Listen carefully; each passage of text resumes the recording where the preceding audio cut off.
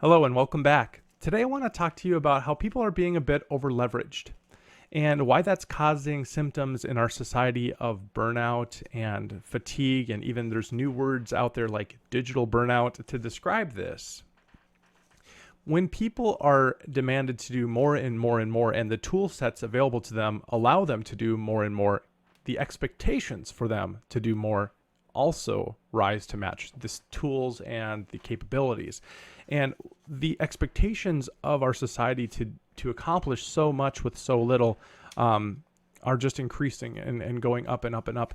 And I want to talk to you about what that stems from and what we can do about it, and also give you this invitation from Jesus today. This is a Christian channel, if you didn't know that, and we do have, I believe, the wisdom of God on our side as we have the Bible on our side. But Jesus invites you in these words. And if right out the gate you've been feeling a bit tired, I want to just share this verse with you, Matthew 11:28 through 30. Come to me, all you who are weary and burdened, and I will give you rest.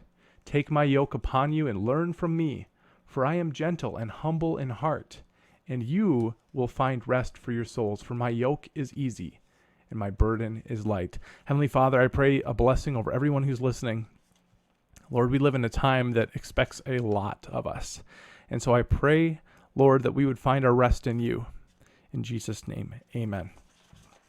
Well, I'm going to share some reflections from my exclusive accordion fold, not available on Facebook anywhere, but it is available in my pocket almost at all times. And the concept of the accordion fold is pretty simple, but you just take a piece of paper and you fold it in half, and then you fold that half into an accordion, and you can fit a lot of notes in your pocket. And so these thoughts I've been having have been kind of in my head and in my pocket for a couple days now.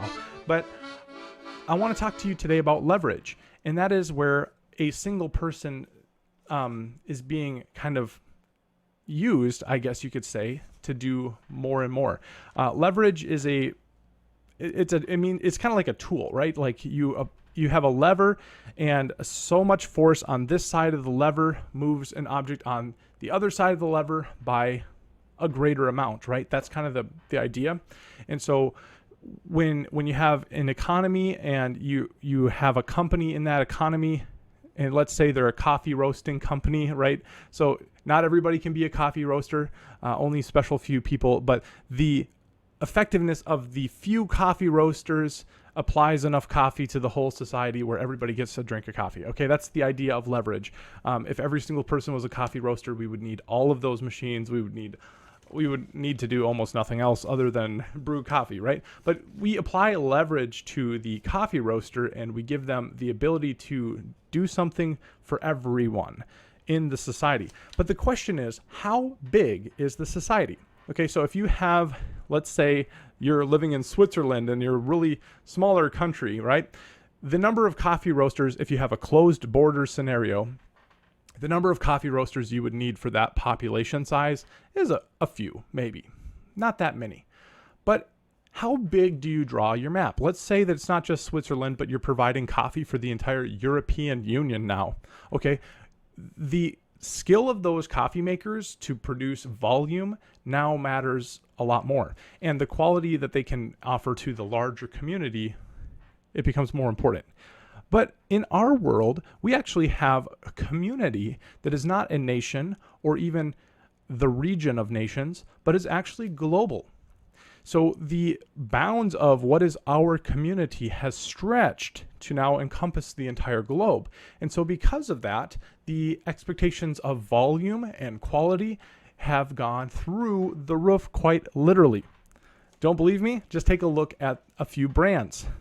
Toyota, for example, is a great example of this. We have created a monoculture of interest around the Toyota company as there has been global demand for their product. They've done such a great job creating reliable vehicles that people typically go to Toyota, and I've found that, most of the time I go to the dealership at Toyota, they've said things like, hey, we're out of stock of this particular vehicle. We actually aren't getting any from the factory. So what that tells me is, okay, the factory is actually needing to adapt to a global amount of demand for the product. In other words, the leverage of that one company to produce for the whole globe is now very much on the minds of those people. But it's not just car brands. Leverage applies to many different things. Think about the Cavendish banana. Well, maybe you might just know it as a banana. Go to the store, you pick up a banana, it's a Cavendish banana.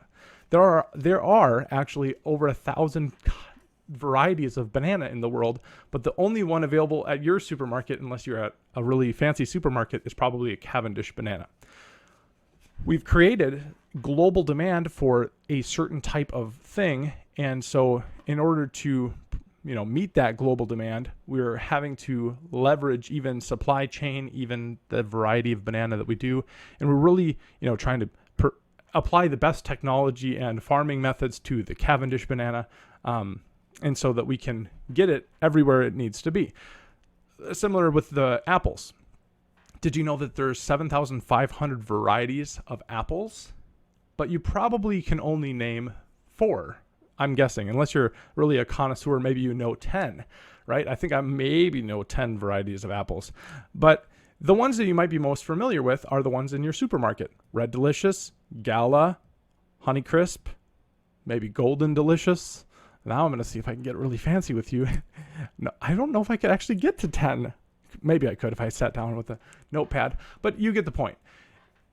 You experience the Apple product that is available to you because of leverage, because there's so much demand for apples, and people want a certain type of Apple experience. Let's say they mass produce a certain type, much to the exclusion of other types and other varieties. The same could be said of other things as well. Let's get away from the food before I get too hungry. But the point being here that leverage applies to things that are in high demand, and we leverage the producers of those products to reach a global market. I can think of back in history of times when farmers were asked to do more and more for the globe. Think about rubber producing farmers or chocolate producing farmers. Those are very labor intensive things to produce, and yet the whole world seems to demand those products. And so there's a stretching that has to happen. But basically, as that stretching happens and more people are interested in that one thing, the people who produce that one thing are now presented with an enormous amount of resource for the production of that thing. If I'm the Toyota company and the whole world wants the product and I have thousands and millions of orders perhaps that I can't meet, now I'm faced with a choice. Do I scale up production or do I fail to meet demand? That's really the only choice for them, right? You can't adjust demand. The demand already exists. But when they have available resources, they can improve the quality of their service. They can improve the production volume, and that happens. But sometimes the increase of volume and the increase of production and the productivity boom that we get when we apply these resources isn't a positive experience for the creator.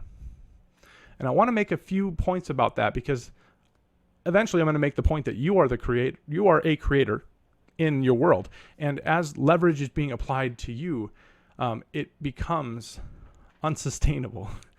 But I want to give you a couple examples first. Okay, this is what the megachurch pastor has in common with the YouTuber, which has in common with the esports player, which has what they have in common with the pro sports player, what they have in common with the OnlyFans e-girl. And that is that people, as they consolidate demand for a certain few, they refine those few, and they want them to be better and better and better through an increase of users, okay? Through an increase of users, there is a consolidation of resource, which then refines those few people or products further and further and further. And it's sometimes done to the detriment of the people themselves, who would much rather be engaged with much fewer users. Let's take a look at the music industry. Okay, if you have a bard, for example, local musician plays in the local coffee shop or the local bar, They maybe have an effective user base of 100 to 500 people. Okay. Among those 100 to 500, they know a number of the people inside that circle who come talk to them after the show and become friends, right? They know the owner of the establishment who invited them in. Okay. But as you get further and larger from that bard, you move on to the traveling musician who maybe affects an effective user base of 100,000. You saw the traveling circus become a thing. You see the traveling musician become a thing long ago, even 150 years ago, and much longer ago. But when that musician gains a horse and carriage or a train, they can then move the music and take the show on the road, so to speak. And the effective user base goes from 100 to 500 to now over into the thousands and hundreds of thousands of people who are capable of being a consumer of that music. Okay, move on to, eventually the advent of the radio. Radio became a thing, and now a single musician could actually reach hundreds of thousands and into the millions of users with their single performance of a piece of music. Then that music was put on a record, and now those records were sold not just within the reach of the radio station, but within the reach of the global supply chain. And so records were sold far and wide, and CDs. But then on from that, we had the television, which then connected the globe in a different way through satellite television, and then eventually, the internet. But as music went onto the television, it then became internationally successful. Think about Michael Jackson, for example. He was one of the maybe first internationally recognized musicians, at least that I am aware of. And people around the world knew his name. They knew his music. It's because he had achieved a global user base. So we've moved on far, far from the local musician. Now we're at a level of refinement and expectation of excellence because this one product, which is actually a person, now applies to the entire globe. And so the amount of resources available to refine that music, the amount of resources available to refine that person, even, quote unquote, is immense. But the expectations upon that person are also immense. And then beyond sort of the internet, I guess the YouTube musician or the streaming musician on the streaming platforms, now you have entire globe that has gone crazy for, let's say, Taylor Swift. She's proved that she has global demand as she becomes the first female musician, I think maybe the first musician ever to reach $1 billion. So there's huge amounts of demand for her music. But what you can't see as this user base grows and grows and grows, very easily at least, is how the humanity decreases and that connectedness of the creator of the music to the community surrounding them. And we tried to manage that through, pre-show meet and greets and fan clubs and maybe exclusive content and interviews and film. We try to supplement that gap where not everyone gets to know the musician, not everyone gets to have a relationship, but just realize that from both the fan base and the musician, there's a bit of a sadness there because the loss of connection to the people, it's felt on both sides. As this musician is expected to entertain the world, now their feelings of connection to the people has become much less. Think about the megachurch pastor in a similar way. Okay, so you have a home Bible study, effective users 10 to 20. You have a church, small country church. You go speak at that church and your effective user base is 50 to 100 people. Then go to a mid-sized church and speak there. Your user base is 200 to 500, okay? But then go to a mega church and you can have thousands of people in attendance. And all of those thousands are now impacted by whoever is speaking. But then go to a TV program or a YouTube program level or a streaming of level, and all of a sudden now you're not in the thousands anymore. You're well into the millions and beyond. As the radius increases around the speaker to affect more and more people, the same thing happens as with the musician. The pastor becomes the pastor for preaching, and then they become, the author of the books. They don't even preach on Sunday anymore. Then they become just exclusively doing streaming content and internet content. And the effect is felt in a similar way between the people and the person. So much energy has gone into this monoculture of demand. This one person, we just have to have them. We have to hear from them. We need them. There's so much demand for that person that it really creates this sort of trajectory of over leverage, where that person has to serve then, not has to, they maybe even get to, let's say that the pastor has a heart to serve the globe and they get to serve the globe, but it's leveraging that person to do way too much. There's actually so many examples of this. Sports athletes would be the same, local athlete, college athlete, and so on and so forth. I would say the adult entertainment space has seen the similar thing. If you just think back to, without getting into a lot of detail and specifics, how prostitution then became showgirls, which became, something on a videotape, which then became a distributed videotape on the internet. All of these things, in a way, they've leveraged a person, and they've caused a person to do more than they should, maybe, to entertain more people than they realistically could. And it's taken the humanity and it's ratcheted it down. Ask a celebrity sometime, perhaps if you meet them, how they feel, if they feel connected to the people. And sometimes they do. And I can think of people who try to stay connected in this way. But I think most of the time when I see these people, I see people who look really tired and over leveraged. And it's because there's a little bit of malevolence and evil that is driving profit at the expense of the person. This is kind of the attitude. We will abuse this one beautiful individual together. That's the attitude. That's malevolent. We will leverage this individual for the pleasure of the masses, and we don't care if they suffer for it. That's kind of the attitude of people who apply extreme leverage to people as they try to leverage that person for a greater profit, greater influence base. And it's a strain on the person. But the people in the audience don't care if it's a strain on the person. They don't care if it's a strain on the ecosystem that produces the banana. They don't care if it's a strain on the factory and the factory workers that produce the Toyota. They don't care if it's a strain on the woman who is on OnlyFans trying to be an object of desire for millions of people. They don't care if it's a strain on the family of the megachurch pastor who's trying to get a break and is constantly bombarded by attention and demand. Do you see how leverage creates a problem?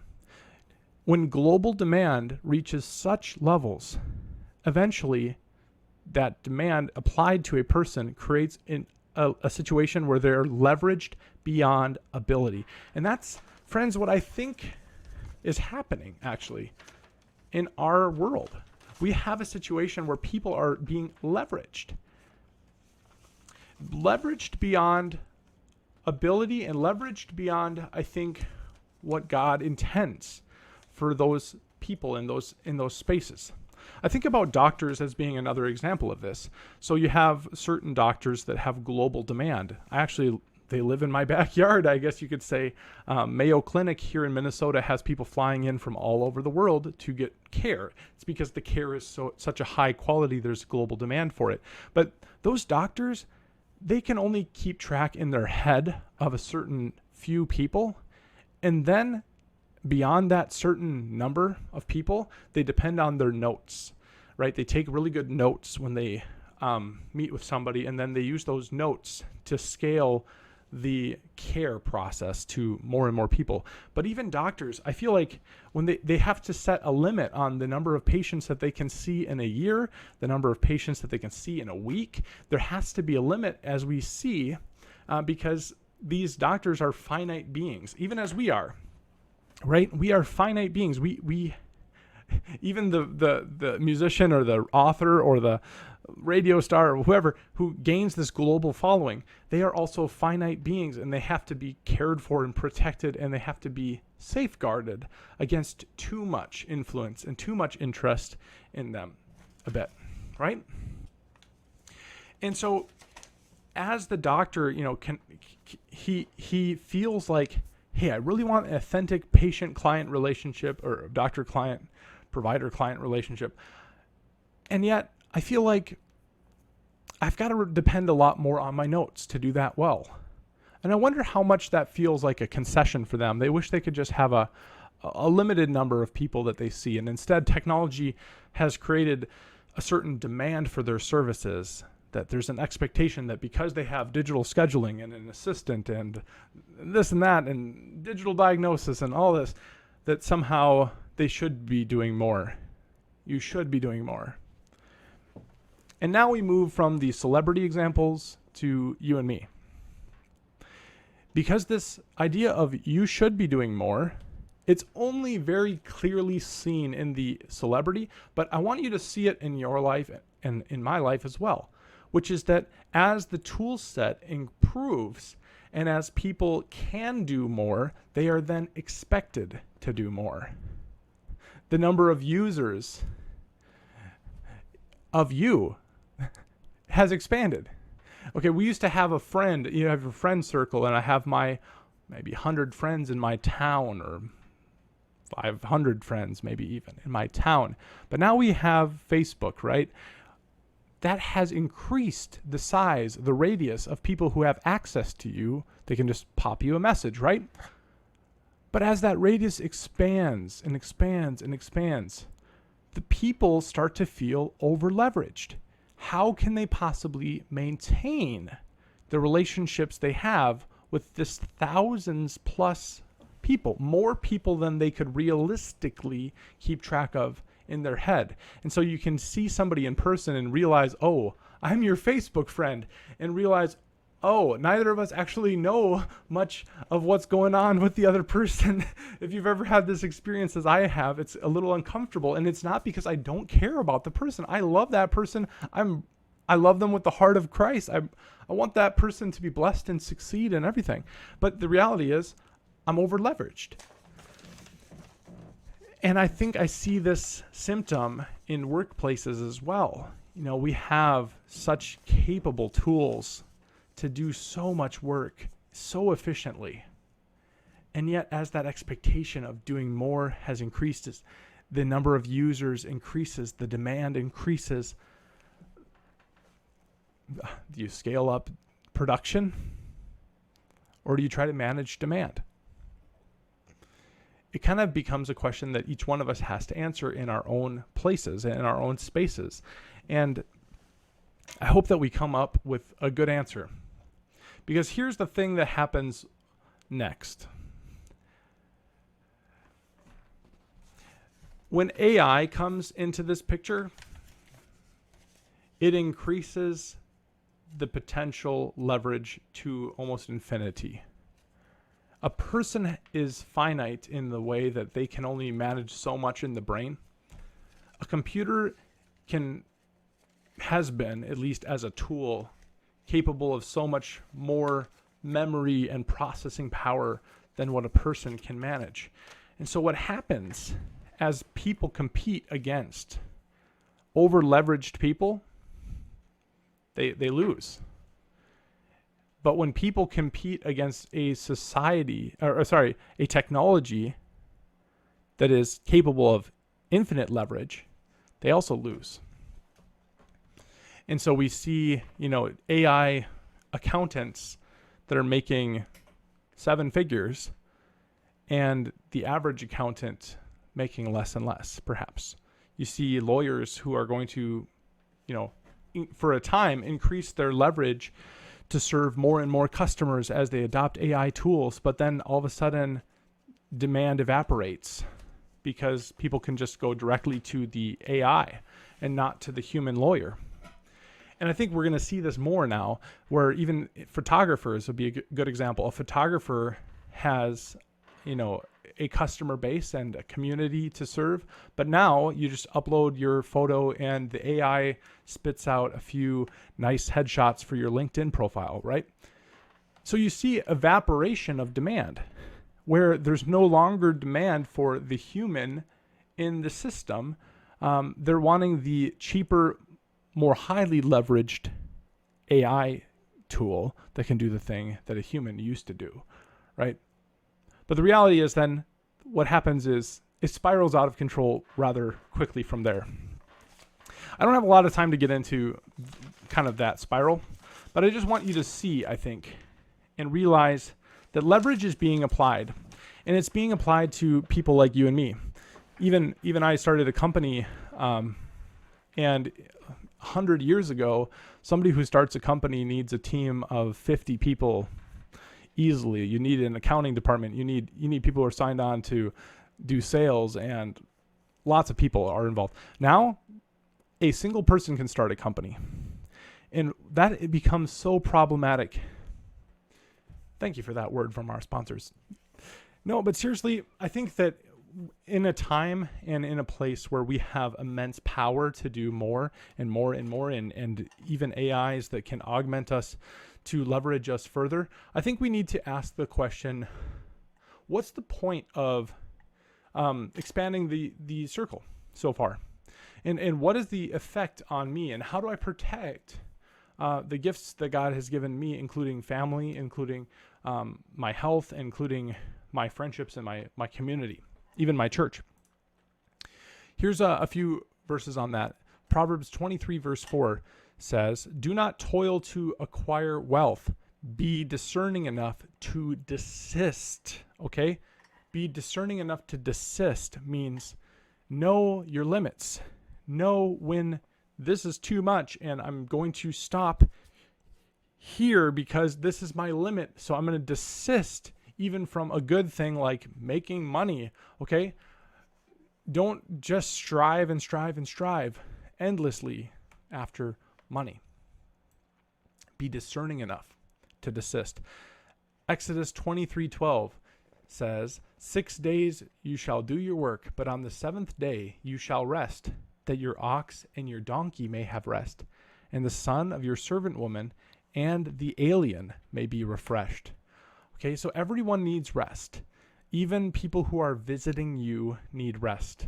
Even people who are in your not just immediate sphere, but extended sphere. Even your donkey needs rest. Okay? God designed us to work in rhythm and in intervals. And those intervals include rest. He created an extra day in the week for man. He didn't create us for that day. He created the day for us. He gave us a beautiful gift to have some rest in our day and in our week. And you have to kind of think about wealth and life and relationship the way that God thinks about it. And even if God sets aside a day to rest, maybe that'd be a good example for us as well, that we also need rest. But back to the wealth thing, because I think that has a lot to do with leverage. Luke 12:13-15. One of the people said to Jesus, "Teacher, tell my brother to divide the riches that our father has left us." Okay, so they're squabbling over inheritance, okay? Jesus said to him, "Friend, who has told me to say who gets what?" Then Jesus said to them all, "Watch yourselves. Keep from wanting all kinds of things you should not have. A man's life is not made up of things, even if he has many riches." So we don't gain benefit to ourselves from this endless accumulation. And he even says, watch out for that. Keep yourself from wanting and wanting and wanting. And yet, I think that's what happens when someone decides that they're going to scale up. You know, when we look at that question, do I scale up production or do I manage demand? I think at some point, you have to manage demand. It's the less It's the less profitable of the two. But you have to manage yourself so that you don't become over leveraged. Even in a time when your device is always with you and you can be available, so to speak, at all hours of the day, manage expectations. I'm going to check my phone and respond to messages in these hours of the day. And I'm going to put my phone away in these hours of the day. One of the things I wrote in my accordion fold as a goal for myself was reduce the hours I carry the cell phone by 2 hours a day. So I'm just going to try to set my phone in a box for 2 hours a day. And I did that yesterday. It felt so good. I was so surprised. I just had a lot of joy for those 2 hours. So I'm going to try to increase that over time. But basically, watch out for leverage, especially as it decreases the humanity of your connections. The more you expand the radius, the less you can start to feel connected. And the antidote to that isn't just a technological supplement. Sometimes the antidote to that is to allow yourself to have limits. And sometimes the antidote to that is to manage expectations within those various spheres. If somebody achieves a global audience, obviously they have to have boundaries, right? Even me, I find myself, as I've made friends now in so many different places, having to, and really wishing I could do more for all of the people in all of these spaces, but realizing that I have finite resources and finite time. And I need to make sure that I can serve the time for the people that I need to be connecting with, especially even in work. I mean, even for just getting the job done. If I, talk to all of these people over here recreationally, I could risk neglecting these people I need to talk operationally with, and that would be bad. So think about this. But just realize for a minute, as the world becomes more and more leveraged, we have to be watchful that we don't burn out and overextend ourselves. People would say spreading themselves too thin. I would say, yeah, we're trying to spread ourselves over the globe almost, as it would seem. We're definitely capable of trying to spread ourselves too thin. Maintain a strong affinity within your subgroups. I think one of the antidotes to this overextension of the social network is to really double down with the select few that you consider your inner circle, and develop that inner circle in your church and in your smaller circles. One writer said, scale the unscalable. His name's Gary Vee. And he talks about how, like, even when you have this national platform and international platform, strive to be extremely personal. And I would say that seems to be a fairly good antidote when you're trying to awaken other people to the reality of their over-leveraged situation. And I think managing expectations, I think that's a really key one. Even on ourselves, I just the other day, I woke up one day and it was the day right before vacation, and I had already done a lot of my work. And I said to myself, I'm going to set really manageable expectations for myself today. And after I said that, I was super productive. I was super engaged and out there doing things. But what I realized in that minute was, wow, the immensity of the expectations that I've placed on myself and that have been placed on me by others is squelching my creative flow. And it's squelching a bit my energy and enthusiasm and zeal for life. So just ask that question even of yourself. To what extent are some of the expectations of this digital age untenable? And how can I reclaim the humanity in each of these places where I work? The real connectedness, the real love for others and community. I think it's a question worth asking. Take care, guys. Thanks for hanging with me. God bless, and I pray you find your rest today in Jesus.